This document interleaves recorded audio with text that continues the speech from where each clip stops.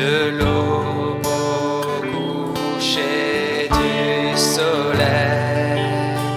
Tes splendeurs nous émerveillent et notre cœur d'enfant répond en glorifiant ton nom. On reprend de l'aube. De l'aube au coucher du soleil, tes splendeurs nous émerveillent et notre cœur d'enfant répond en glorifiant ton nom. Oui, ton nom, comme une tour aux quatre vents, ton nom nous rend fort à chaque instant. Ton nom, que tous les peuples entonnent un chant, car aucun autre nom n'est plus grand que ton nom. Que ton nom. Jésus fortifie nos cœurs. Jésus fortifie nos cœurs par ta grâce et ta grandeur, car c'est en toi que nous prions en glorifiant ton nom. Jésus fortifie nos cœurs. Jésus fortifie nos cœurs par ta grâce, par ta car c'est en toi que nous prions en glorifiant ton nom. Oui, ton nom, comme une tour aux quatre vents, ton nom nous rend fort à chaque instant. Ton nom, tous les peuples entonnent un chant, car aucun autre nom n'est plus grand que ton nom. Rien n'est plus grand que ton nom. Que ton nom. Que ton nom.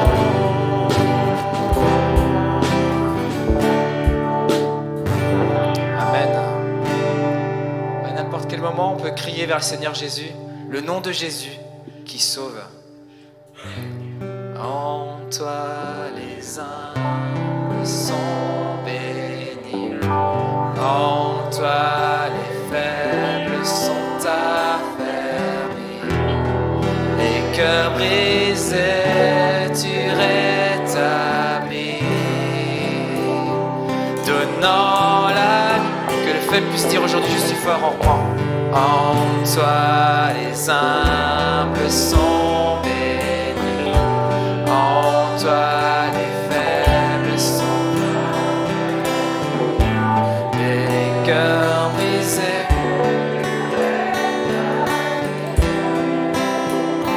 Donnant la vie, cet amour qui peut libérer, cet amour qui peut restaurer, nous a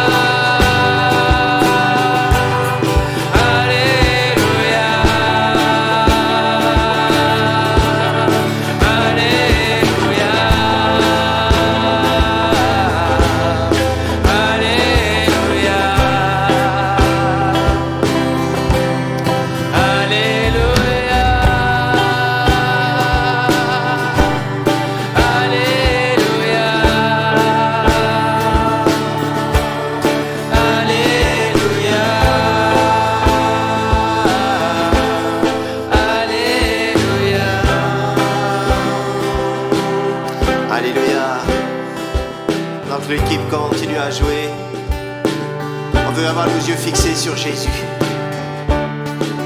Dans ce monde où le péché abonde, nous avons l'espérance que la grâce surabonde.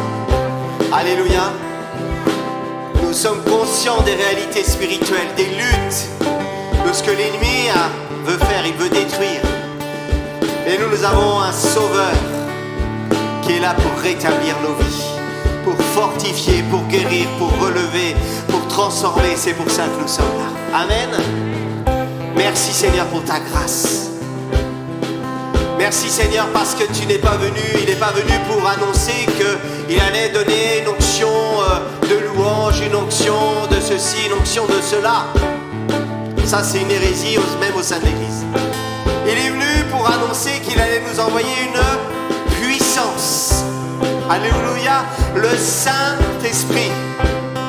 La puissance qui relève, la puissance qui guérit, la puissance qui convainc aujourd'hui de péché, de justice et de jugement. Alléluia, par le nom de Jésus-Christ. Alors lorsque nous chantons, fais ce que tu veux, Seigneur. Ce n'est pas des paroles anodines que nous disons. Nous nous attendons à la puissance du Saint-Esprit qui libère, qui transforme, qui guérit et qui convainc de péché, de justice et de jugement. Afin que nous soyons libres, transformés. Alléluia. Accueillons l'Esprit de Dieu ce matin. Accueillons sa puissance, son onction ce matin en chantant ces paroles. Fais ce que tu veux, Seigneur, dans ma vie. Amen. Ouvrons nos cœurs, fermons nos yeux et peut-être ouvrons nos mains pour recevoir. Ouvrons nos cœurs en tout cas pour accueillir la puissance de Dieu, le Saint-Esprit. Alléluia. Fais ce que tu veux. Alléluia. Je veux me donner corps et âme. Alléluia. Pour ce qui fait vibrer ton cœur. Fais ce que tu veux. Fais ce que tu veux. Accueille la puissance de Dieu. Je veux me donner corps et âme. Jésus. Pour ce qui fait vibrer ton cœur. Fais ce que tu veux dans ma vie, Seigneur, dans mes circonstances, Fais ce que tu veux dans ma famille, pour dans ta gloire. Alléluia. Alléluia. Alléluia.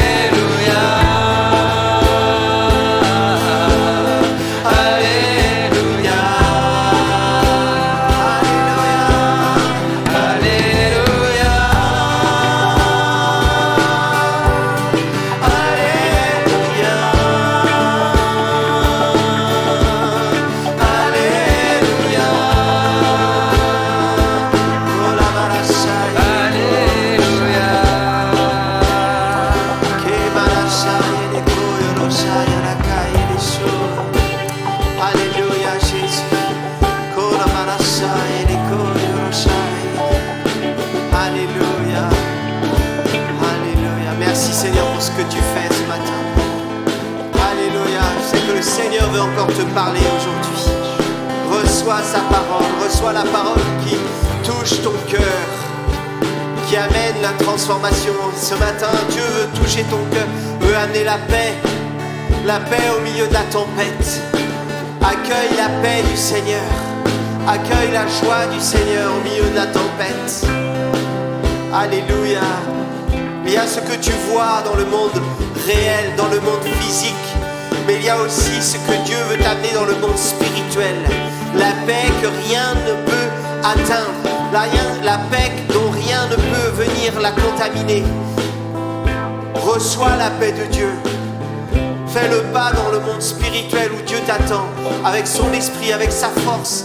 C'est un esprit de puissance qui te donne ce matin, qui te donne de résister dans tous les moments, dans les tempêtes, dans les troubles de la vie. Il y a un avenir et de l'espérance pour celui qui sont confiés en l'Éternel. Confie-toi en l'Éternel ce matin. Alléluia.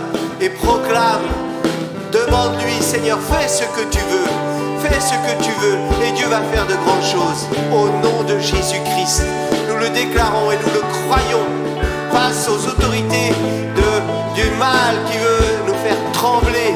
Nous déclarons que Christ est avec nous. Alléluia. Fais ce que tu veux, Père. Alléluia. Gloire à Dieu ce matin. Alléluia. Parce qu'il est le roi des rois. Il brise toutes les chaînes. Alléluia. Alléluia. Alléluia. Alléluia. Sois dans la joie ce matin, la joie du Seigneur est ma force. Alléluia.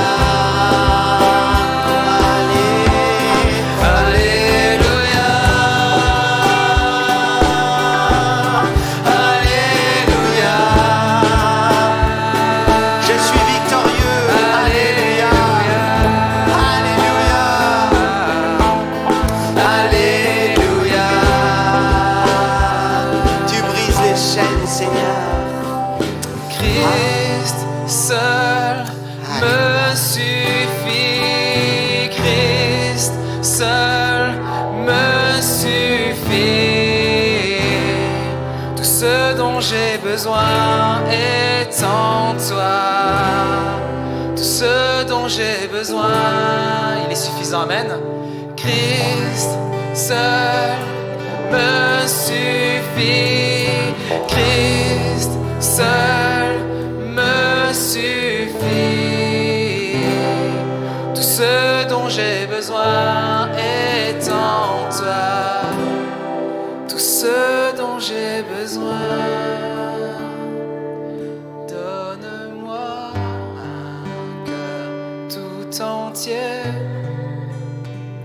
et complète. Allez-y, c'est votre prière. Fais ce que tu veux.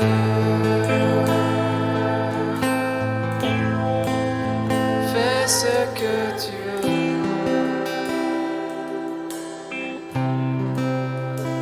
Donne-moi cœur tout entier et complètement dévoué.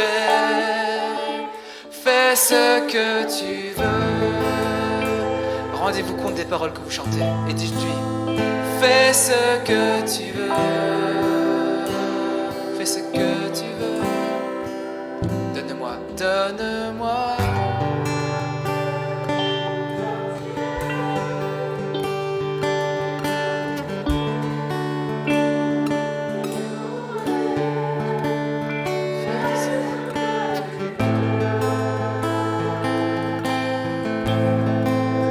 Fais ce que tu veux pour ta gloire. Alléluia.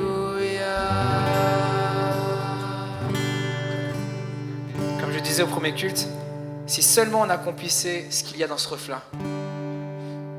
Donne-moi un cœur tout entier, complètement dévoué, non pas pour moi, mais pour toi, Seigneur. Fais ce que tu veux. Ô combien notre atmosphère changerait. Ô combien notre couple changerait. Ô combien nos relations changeraient. Ô combien notre perspective de voir les choses changerait. Et j'aimerais que nous puissions prononcer des paroles de bénédiction. Non pas parce que je le veux, parce que nous le désirons plaire à Jésus, mais parce que ô combien c'est bon, ça nourrit notre âme. Et si les couples pouvaient, dans la mesure du possible, se rapprocher les uns des autres,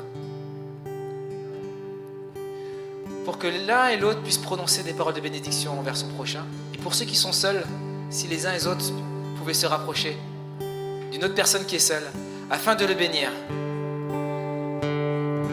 Dieu te bénit. Et dis-lui, en le regardant dans les yeux, et te garde.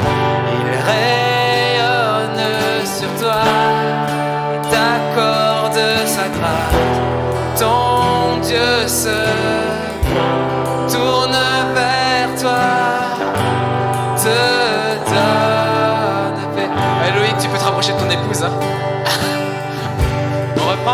Regarde bien la personne dans les yeux et donne-lui ses paroles de bénédiction. Dieu te bénit et te garde. Il rayonne sur toi, il t'accorde sa grâce. Ton Dieu se tourne vers toi, te donne paix. Allez, j'ai pas l'habitude de faire ça, mais ma chérie, tu veux bien monter? Allez, viens ma chérie, j'ai besoin de te bénir. Je peux pas chanter comme ça en public sans bénir une personne qui partage sa vie avec moi. Dieu te bénit et te garde. Il rayonne sur toi et t'accorde sa grâce. Mon Dieu se tourne vers toi, te donne paix.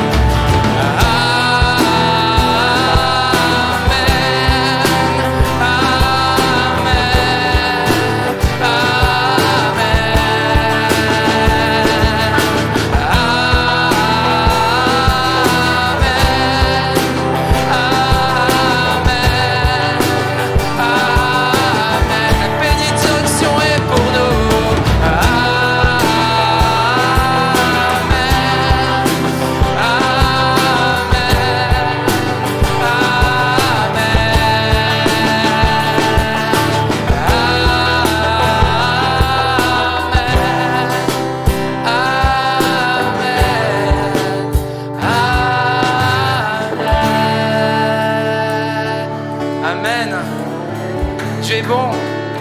Gardons ça précieusement dans nos cœurs. Alléluia. Nous voici, Seigneur, pour louer ton nom. Quelle belle histoire d'amour entre Dieu et nous, hein, n'est-ce pas? La parole de Dieu souvent fait un parallèle entre le fiancé qui cherche son épouse. Et j'aimerais, sous un petit rythme de bossa nova, se rapprocher du cœur du Père. Nous voici, Seigneur, pour louer ton nom et pour te donner le meilleur de nos dons, c'est nos âmes, notre amour pour toi, nos vies tout entières et nos cœurs crient de joie. Abba Père, aide-nous sans cesse à te faire plaisir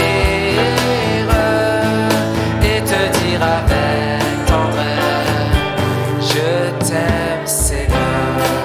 On redit encore. Nous voici Seigneur, pour louer ton nom et pour te donner le meilleur de nos dons, notre amour pour toi,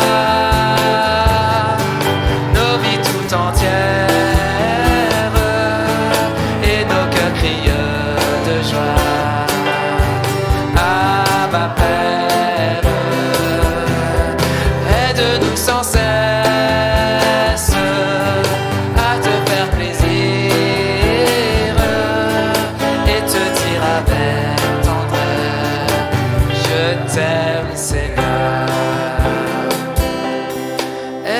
Aide-nous sans cesse à te faire plaisir et te dire avec tendresse, je t'aime.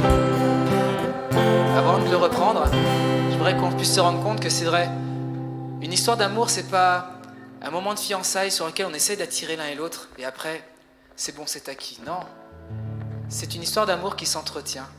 Et dans cette phrase, j'ai apprécié qu'ils mettent « Aide-nous sans cesse à te faire plaisir » et te dire avec tendresse, Seigneur, que je t'aime, que même dans les temps difficiles, on sait qu'on a la meilleure des assurances, là-haut, une place qui nous est préparée et sur laquelle tout sera accompli. Enfin, tout est déjà accompli, mais tout sera déjà prêt pour nous. Alors que nous puissions dès à présent nous dire, Seigneur, aide-nous sans cesse à te faire plaisir. Ne gémissons pas, mais disons combien Seigneur est bon. Aide-nous sans cesse à te faire plaisir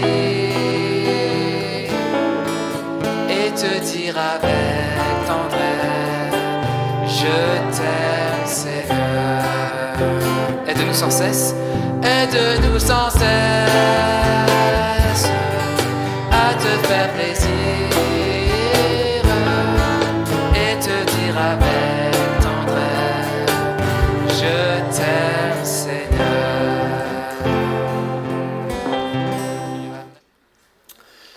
On va faire un culte exceptionnel, j'aime toujours commencer comme ça fait rire tout le monde. Il n'y aura pas d'autre 27 juin 2021 dans votre vie. Donc aujourd'hui, c'est exceptionnel. Amen. Il n'y aura pas d'autres dimanches comme ça.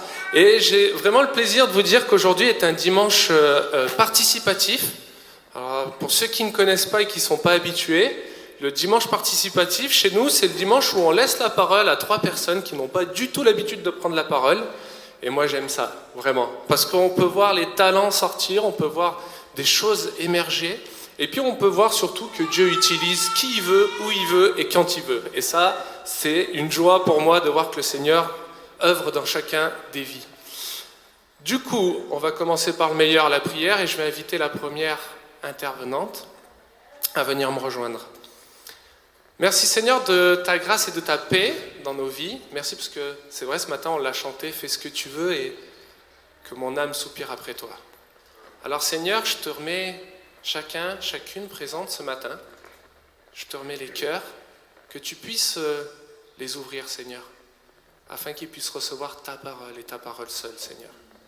Dispose-nous, Papa, enlève tous les téléphones, les messages, les mails, qu'est-ce que je sais d'autre qui pourrait nous perturber, et que nous puissions là, pendant ces peut-être 30, 40 minutes, je ne sais pas, nous focaliser sur toi. Toi et toi seul, Seigneur, ta parole qui va nous nourrir, qui va nous fortifier, et qu'à travers ce chemin que nous allons suivre ce matin, que tu puisses nous transporter, Seigneur. Et que chacun ne soit pas oublié. Que tous puissent venir avec nous sur ce petit chemin. Nous te glorifions dans le beau nom de Jésus. Amen. Je vais commencer par un verset dans 1 Corinthiens 11.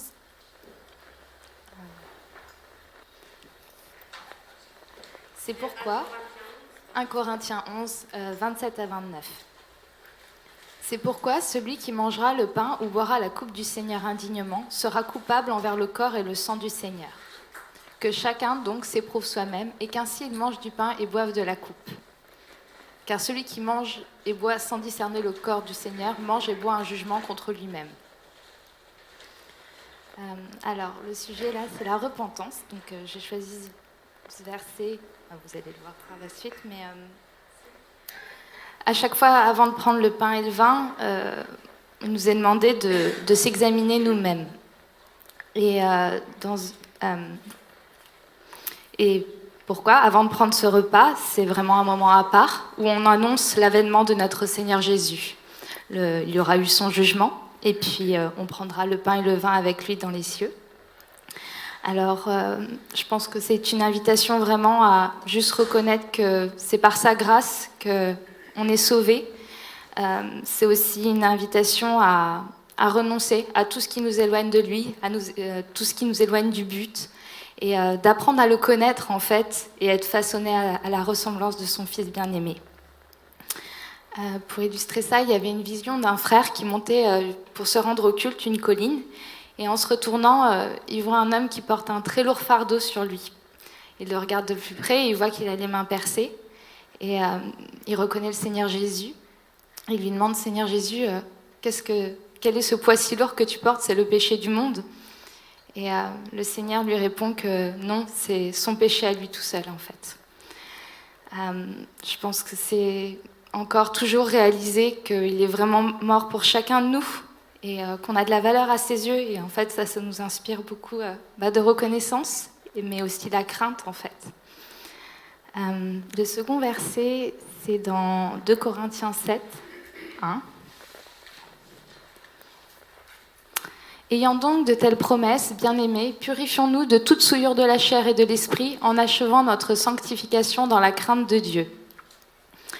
Alors, de telles promesses, c'est le verset juste avant qui dit « Je serai pour vous un père et vous serez pour moi des fils et des filles, dit le Seigneur Tout-Puissant. » Donc, quand on lit ça, ça nous donne vraiment envie de le suivre, de lui obéir et d'être saints, comme il nous a dit que nous étions saints.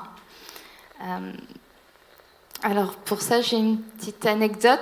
On suit le parcours du fondement pour les jeunes dans la foi. Et on nous avait demandé de dire, est-ce que vous êtes saint? Dites-le. Je pense que ça a été un combat pour chacun de le dire. Et en fait, après, pendant toute la journée, d'une certaine façon, oui, j'étais attaquée. Je me disais, mais comment tu peux dire ça? Tu es hypocrite, tu as vu toutes ces mauvaises pensées, tu as vu comment le cœur est tortueux et tu es indigne de porter le nom de saint. Et en fait, pas comme toujours, le matin, en fait, il y a une parole qui me revenait pendant la journée, qui m'avait été donnée dans sa parole, comme toujours il nous parle, qui dit, alors, c'est dans Hébreux 10, 14, « Car par une seule offrande, il a amené à la perfection, pour toujours, ceux qui sont sanctifiés. » Donc ça, c'était vraiment pour encourager et pour nous dire que non, on était saints, c'est lui qui l'a dit. Et être saint, c'est quoi? C'est être mis à part pour lui. Donc c'est ce qu'il fait, c'est lui-même qui nous perfectionne, chacun d'entre nous. Ce que j'ai découvert aussi, c'est qu'en fait, à la conversion, donc à la repentance, c'est que donc on passe à la porte, on reconnaît qu'on est indigne, que notre nature pécheresse, c'est un don, une grâce qui nous est faite, et qu'en fait, donc il y a les péchés apparents qui vont tomber, on renonce à toutes ces choses, mais dans cette marche, une idole tombe et c'est comme s'il y en avait deux qui apparaissaient. C'est une marche continuelle dans la persévérance, c'est le bon combat de la foi, on sait que c'est lui qui le fait pour nous. Et voilà. Le verset après dans Matthieu 16, 24, s'il te plaît. Alors Jésus dit à ses disciples, « Si quelqu'un veut venir après moi, qu'il renonce à lui-même, qu'il se charge de sa croix et qu'il me suive. » Se charger de sa croix, c'est renoncer à tout ce qui nous éloigne de lui. C'est accepter la mise à mort du moi orgueilleux en fait, de tout ce qui n'est pas de lui, le caractère qui n'est pas le caractère de Christ. Je pense qu'il y en a beaucoup, et surtout des vieilles habitudes, souvent des choses qu'on ne voit pas, qu'on ne voyait plus. On croit que c'est notre personnalité, mais ce n'est pas la personnalité de Christ. Et c'est accepter que l'œuvre de l'Esprit en nous qu'il veut transformer et nous montrer jour après jour. Pour illustrer ça, il y avait Samuel qui avait raconté une histoire. Je vais laisser la raconter. La mort à soi-même. J'étais jeune et je suis allé voir un pasteur un jour et puis je voulais comprendre c'était quoi la mort à soi-même. Oui, je suis toujours jeune. Parce que je vois les anciens remuer leur tête là. J'étais encore plus jeune que jeune, hein, tu vois. Et je vais voir ce pasteur et je lui dis « Pasteur, c'est quoi la mort à soi-même » Et il me raconte cette histoire-là, sur le ton un peu de l'humour, et il me dit « Écoute, il y avait un jeune dans une église un peu fougueux, et puis qui va voir son pasteur et qui lui dit « Pasteur, c'est quoi la mort à soi-même » Et le pasteur lui dit, écoute, tu te rappelles, il y a quelque temps, on a enterré une personne, une ancienne, la Marie-Renée, tu te rappelles de elle? Ah oui, Mamie Renée, tout le monde la connaissait dans l'église. Oui, eh ben écoute, tu vas la voir sur sa tombe et tu lui dis toutes les qualités qu'elle a fait pour toi. Ouais, mais pasteur, ça n'a pas de sens. Fais ce que je te dis. Va la voir, va au cimetière et tu vas voir la tombe de Mamie Renée et tu lui dis toutes les qualités qu'elle a fait. Donc le jeune s'exécute, il arrive devant la tombe. Qu'est-ce que je fais là? Mais bon, je vais faire ce que le pasteur me dit. Oh, Mamie Renée, voilà, pour moi, vous avez été un exemple. À chaque fois que j'étais là le dimanche matin, vous étiez avant moi, vous étiez en train de prier pour tout le monde. À chaque fois que la corbeille elle est passée, vous mettez toujours de l'argent dedans. À chaque fois que j'avais besoin de quelque chose, vous venez, vous m'exhortez à travers une parole, à travers un enseignement. Vous étiez comme un pilier pour moi dans l'église, Mamie Renée. Et là, rien ne se passe. Le jeune ne comprend pas, bon, il se dit, bon, voilà, j'ai fait ce que je devais faire. Il retourne à l'église et puis il va voir le pasteur. Donc le pasteur lui dit, alors, t'es allé voir Mamie Renée? Bah oui, je suis allé voir. Et alors, tu lui as dit toutes les qualités? Bah oui, je lui ai tout dit. Et rien, pasteur, il s'est rien passé, vous voulez quoi, qu'il se passe quelque chose? Non, bah écoute, retourne-y, et puis maintenant tu lui dis tous les défauts. Ouais, mais pasteur, pourquoi? Fais ce que je te dis, retourne-y, va, et tu lui dis tous les défauts. Le jeune s'exécute, il arrive devant le tombeau, puis il refait, bon, bah écoutez, Mamie Renée, oui, il y a une fois, je suis arrivé un peu en retard à l'église, et puis vous m'avez repris devant tout le monde, et bah ça m'a vraiment blessé. Hein. Et puis bah une autre fois, vous m'avez dit, pourquoi tu mets pas ta dîme? Bah j'avais plus rien sur moi, et puis vous étiez là, le Seigneur te jugera. J'ai trouvé ça dur, Mamie Renée. Et puis une fois, j'ai vu un petit vouloir aller servir à la Sainte Seine, et puis vous l'avez reprimandé sévèrement en disant, c'est pas ta place, toi, retourne au fond. Mais Mamie Renée, les enfants, ils ont le droit aussi de servir dans les... Ah, c'était dur, hein. Des fois vous étiez un peu dur, Mamie Renée. Et puis là, rien ne se passe. Il comprend pas. Alors il retourne voir le pasteur, et puis le pasteur lui dit, alors t'es allé voir Mamie Renée? Oui, j'y suis allé. Et alors, je lui ai dit toutes les choses, et franchement, ça m'a fait du bien de lui dire les mauvaises choses. Hein. Oui, d'accord, mais et elle, qu'est-ce qu'elle a dit? Pasteur, elle a rien dit. Ah, alors tu vois, la mort à soi-même, c'est que quand on te dira des qualités, ou quand on te dira des défauts, il ne se passera rien en toi. Dans cette marche qui est vraiment... peut-être pas facile, mais qui est la plus belle qui soit. Il y a une prière qu'on peut faire au Seigneur et on est sûr qu'il y répond toujours constamment. On la retrouve entre autres dans le psaume 51, la prière de David, où il se repent. Et il dit « Tu veux que la vérité soit au fond du cœur ». Donc ça, c'est vraiment la volonté du Seigneur, que le Seigneur Jésus règne sur nos cœurs, sur nos vies, en toutes choses. Et il dit... fais pénétrer la sagesse au-dedans de moi. La sagesse, le commencement de la sagesse, c'est la crainte de l'Éternel. Et on sait aussi que c'est fuir le mal. Alors on sait que quand on lui demande ces choses, comme David, il fait son œuvre en nous et il nous transforme. Et on est sûr qu'il répond tout le temps. C'est juste, c'est accepter cette transformation. Pour finir, je finirai avec le verset 1 Jean 1,9. Si nous confessons nos péchés, il est fidèle et juste pour nous les pardonner et pour nous purifier de toute iniquité. Voilà. Soyez bénis. Amen. Merci Noémie. Je vais juste vous inviter à incliner vos têtes pendant 5 minutes. Et comme vous avez pu le voir, on a commencé ce petit chemin pour prendre la Sainte Seine. Et la première étape, elle nous invite à nous remettre en cause, à nous regarder nous-mêmes. Et Seigneur, ce matin, c'est ma prière, je voudrais que chacun puisse s'incliner devant toi et étaler sa vie. Oh, combien c'est difficile, Seigneur. Et ta parole nous déclare que si nous sommes fâchés ou contrariés ou énervés avec un frère ou une sœur, qu'on aille demander pardon et qu'on puisse prendre le repas ensemble. Alors Seigneur, ma prière ce matin, c'est que chacun ait cette liberté de pouvoir demander pardon. Papa, je ne veux pas qu'on regarde, qu'on juge, qu'on condamne, mais je veux que le pardon resplendisse dans cette église. Alors papa, que chacun puisse se regarder soi-même et prendre ces 5 minutes au sérieux, Seigneur, et se mettre devant toi pour te demander pardon, pour demander pardon à mon frère ou à ma sœur, et pour réaliser ce que représente la Sainte Seine.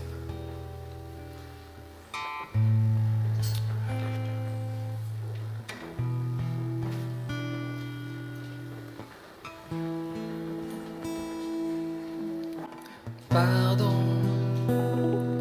pardon d'avoir jugé. Pardon, pardon d'avoir condamné. Pardon, pardon d'avoir blessé. Pardon, pardon d'avoir critiqué. C'est vrai, mon cœur est tortueux. C'est vrai, il est dur et orgueilleux. Mais sans toi, je ne peux pas changer. Seigneur, viens m'apprendre à aimer. Pardon de mépriser mes frères. Pardon de rester là sans rien faire. Pardon, c'est mon cœur qui te prie. Pardon, oh viens purifier ma vie. C'est vrai, mon cœur est tortueux. C'est vrai, il est dur et orgueilleux. Mais sans toi, je ne peux pas changer. Seigneur, viens m'apprendre à aimer.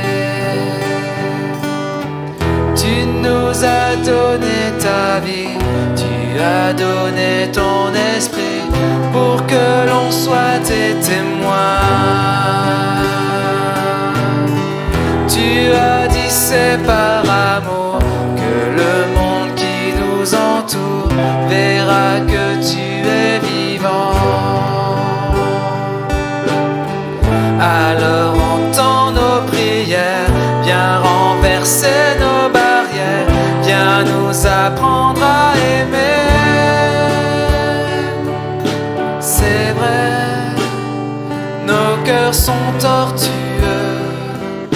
C'est vrai, ils sont durs et orgueilleux.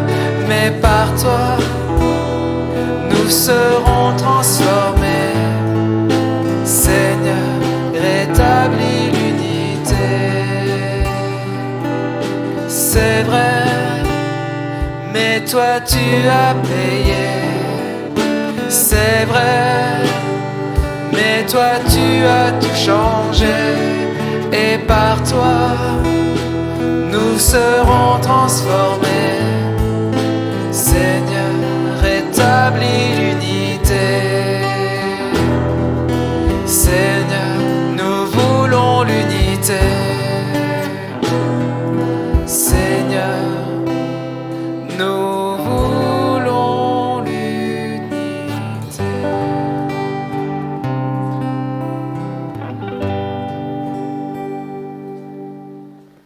Alors je voudrais commencer par vous partager une bonne nouvelle. Oui, ah oui. Merci. Donc du coup dans Ésaïe 55, c'est le premier verset qui avait beaucoup touché à l'époque. Vous tous qui avez soif, venez aux eaux, même celui qui n'a pas d'argent.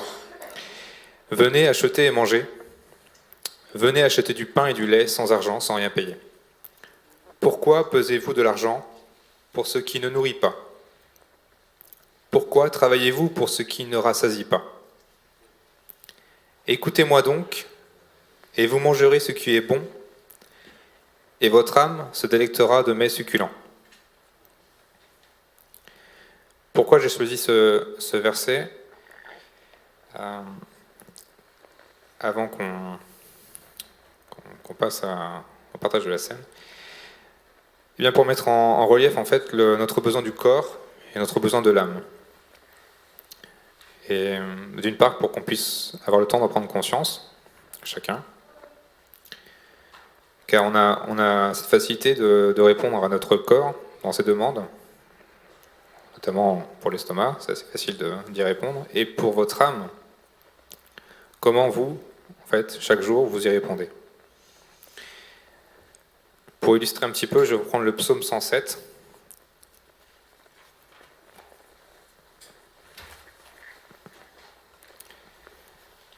Louez l'Éternel car il est bon. Oui, sa bonté dure éternellement. Que les rachetés de l'Éternel le disent, ceux qu'il a rachetés du pouvoir de l'ennemi, et qu'il a rassemblés de tous les pays, de l'Est et de l'Ouest, du Nord et du Sud. Ils erraient dans le désert, en chemin dans les lieux arides, sans trouver de ville où ils puissent habiter. Ils souffraient de la faim et de la soif, leur âme était abattue. Donc encore une fois, on voit qu'il y a différentes souffrances chez l'homme. Souffrance du corps, ils souffraient de la faim, de la soif, et leur âme était abattue. Alors si on a maintenant conscience qu'on a ces deux besoins, qui sont vitaux, on va chercher à y répondre correctement. Donc pour le premier besoin, je passe la main sur le corps, vous savez comment je pense faire pour se nourrir. Pour le second, j'aimerais voir dans Matthieu 4, pour une approche, comment Jésus, lui, donne une petite dimension, comment Jésus place un petit peu ces deux choses-là, ces deux besoins. Dans Matthieu 4. C'est le passage où il est amené dans le désert pour être tenté. Et d'ailleurs, dans le mot tenter, en fait, on peut voir éprouver une personne pour s'assurer qu'il a acquis une qualité. Donc il est écrit: Puis Jésus fut emmené par l'Esprit dans le désert pour être tenté par le diable. Après avoir jeûné 40 jours et 40 nuits, il eut faim. Dans ce verset, moi, ce qui m'a frappé, c'est que je sens au fond moi-même que Jésus, lui, il n'a jamais perdu connexion avec Dieu, avec son Père. Donc en fait, j'imagine que la prière a été son quotidien. Donc il a nourri son âme quotidiennement. Mais en revanche, on peut voir qu'il a jeûné pendant 40 jours et 40 nuits. Donc ça me montre un petit peu à quelle place il situe l'âme et à quelle place il situe le corps. Si on revient au psaume 107, ce psaume est décliné en fait en quatre expériences, mauvaises expériences de l'homme en fait, qui subissent le péché, on va dire. Et au psaume 17, il est écrit: Les fous, par leur conduite coupable et par leur faute, ils s'étaient rendus malheureux, ils avaient en horreur toute nourriture et touchaient aux portes de la mort. Dans leur détresse, ils ont crié à l'Éternel, et il les a délivrés de leurs angoisses. Il a envoyé sa parole et les a guéris. Il les a fait échapper à la tombe. Donc si on est dans la détresse, cette parole en fait nous éclaire sur un moyen d'arriver à autre chose. Tout d'abord s'humilier et crier à Dieu en fait. Donc là j'imagine une personne qui est à genoux en fait, qui est vraiment au bout de sa vie. Et il est écrit que voilà, Dieu, l'Éternel, les a délivrés de leurs angoisses. Donc Dieu répond en fait. Puis il a envoyé sa parole. Et c'est bien ça qui va pouvoir nourrir notre âme en fait. C'est grâce à cette parole que Dieu nous guérit et donc nous fait échapper à la tombe. Donc par rapport au corps, on a tous conscience que chaque jour on doit manger en fait, pour pouvoir éprouver la journée. Et quand bien même notre âme également, elle aussi a besoin chaque jour de se nourrir. Je vais finir par deux petits passages pour vous encourager. Donc un dans Matthieu 28, 18.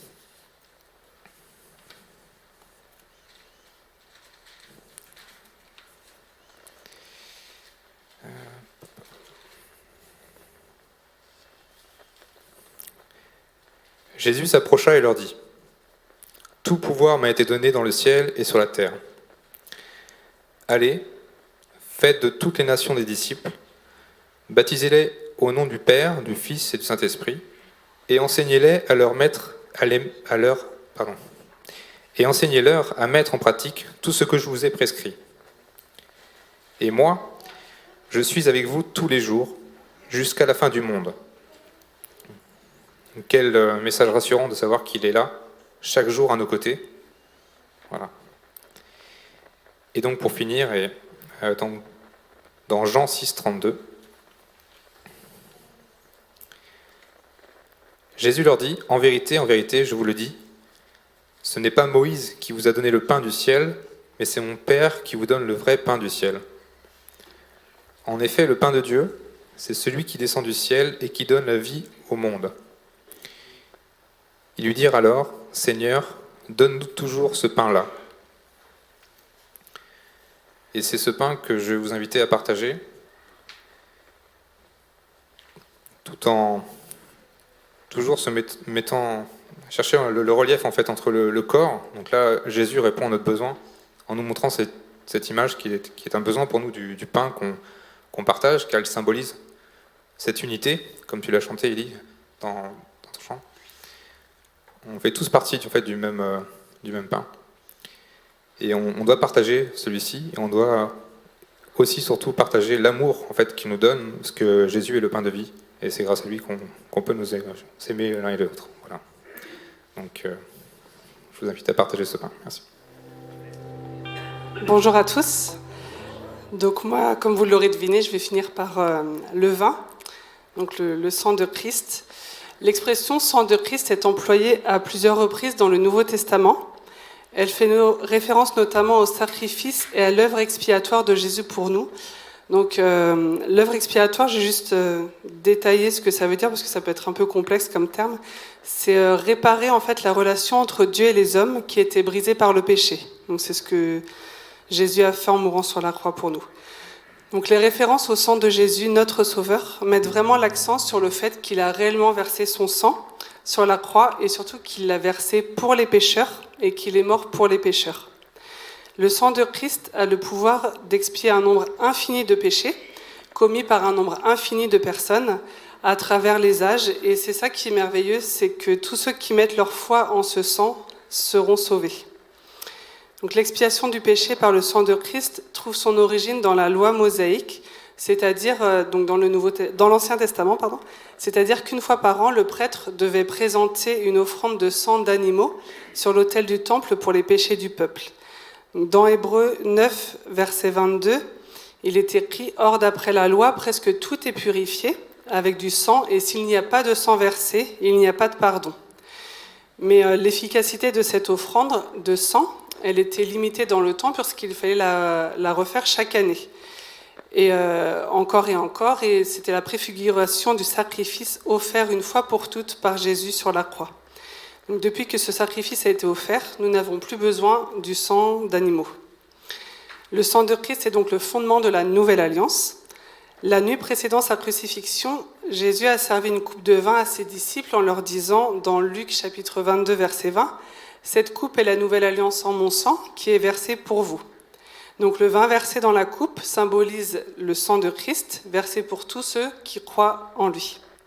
Et en versant son sang sur la croix, Jésus a ainsi aboli l'exigence de sacrifice d'animaux de l'ancienne alliance. Donc le sang de ces animaux, comme je l'ai dit tout à l'heure, ne suffisait pas pour couvrir les péchés du peuple de manière temporaire, de manière définitive, merci, mais c'était juste temporaire. Parce que les péchés contre un Dieu saint et infini exigent aussi un sacrifice saint et infini. Et dans Hébreux chapitre 10, versets 3 et 4, il est écrit « Mais en réalité, le souvenir des péchés est rappelé chaque année par ces sacrifices, car il est impossible que le sang des taureaux et des boucs enlève définitivement le péché. Et si le sang des taureaux et des boucs servait de rappel du péché chaque année, le sang, lui, précieux de Christ, qui s'est sacrifié comme un agneau sans défaut et sans tache, a payé à Dieu toute la dette de notre péché, comme le dit 1 Pierre, chapitre 1, verset 19. Et donc, nous n'avons plus besoin de sacrifice pour nos péchés, Et c'est sur la croix quand sur la croix, Jésus était sur le point de mourir, il s'était crié « Tout est accompli ». Et son œuvre de rédemption était définitivement achevée, c'était une fois pour toutes, il n'y avait plus besoin de verser aucun sang. Donc non seulement le sang de Christ rachète les croyants du péché et du châtiment éternel, mais le sang de Christ, qui s'est offert lui-même à Dieu par l'Esprit éternel comme une victime sans défaut, purifiera d'autant plus votre conscience des œuvres mortes afin que vous serviez le Dieu vivant. C'est ce qui est marqué dans Hébreux 9, verset 14. Donc cela signifie que non seulement nous sommes maintenant libérés des sacrifices sans valeur pour obtenir le salut, mais que nous sommes aussi libérés des œuvres mortes et improductives de la chair pour plaire à Dieu. Parce que le sang de Christ qui nous a rachetés, nous sommes devenus une nouvelle créature en lui. Dans Corinthiens, chapitre 5, verset 17, il est écrit « Si quelqu'un est en Christ », dans 2 Corinthiens, il est une nouvelle créature. Les choses anciennes sont passées, et voici toutes choses sont devenues nouvelles. Donc le sang de Jésus nous libère du péché pour servir le Dieu vivant, le glorifier, nous réjouir en lui pour toujours. Et donc le sang de Jésus a fait l'expiation des péchés, il purifie, il procure la rédemption, il scelle une nouvelle alliance, comme on vient de le voir. Il justifie aussi, dans Romains 5, verset 9, « À plus forte raison donc maintenant que nous sommes justifiés par son sang, serons-nous sauvés par lui de la colère. » Le sang de Jésus donne aussi la paix. Dans Colossiens 1, verset 20, « Il a voulu par lui réconcilier tout avec lui-même, tout ce qui est sur la terre que ce qui est dans les cieux, tant ce qui est sur la terre que ce qui est dans les cieux, en faisant la paix par lui, par le sang de sa croix. » Et dans Hébreux chapitre 10, verset 19, il ouvre l'accès à Dieu. « Ainsi donc, frères, puisque nous avons au moyen du sang de Jésus une libre entrée dans le sanctuaire. » J'invite les personnes qui ont déjà pris le pain à venir prendre le vin. Merci Laurine. Pas pour ajouter, mais la notion est intéressante le sang des sacrifices qu'on faisait avant nous rappelait notre péché, alors que le sang de Jésus efface ton péché. Voilà, cette petite notion est très intéressante. Merci Laurine. Je vous invite à vous lever. On va simplement prier pour le vin. Merci Seigneur pour ton précieux sang versé, c'est vrai.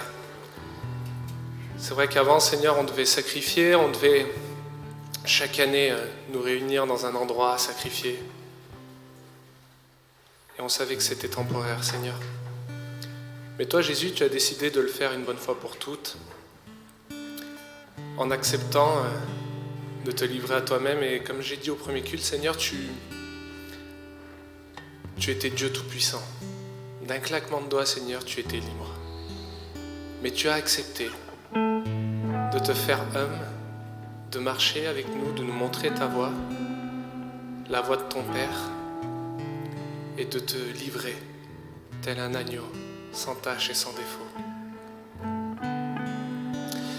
Et Seigneur, je voudrais rajouter que, certes, tu as été crucifié, certes, ton sang a coulé, et oui, tu es mort sur cette croix. On t'a enterré et 3 jours après, mon cœur se réjouit parce qu'on a roulé cette pierre, Seigneur, et tu n'étais plus là.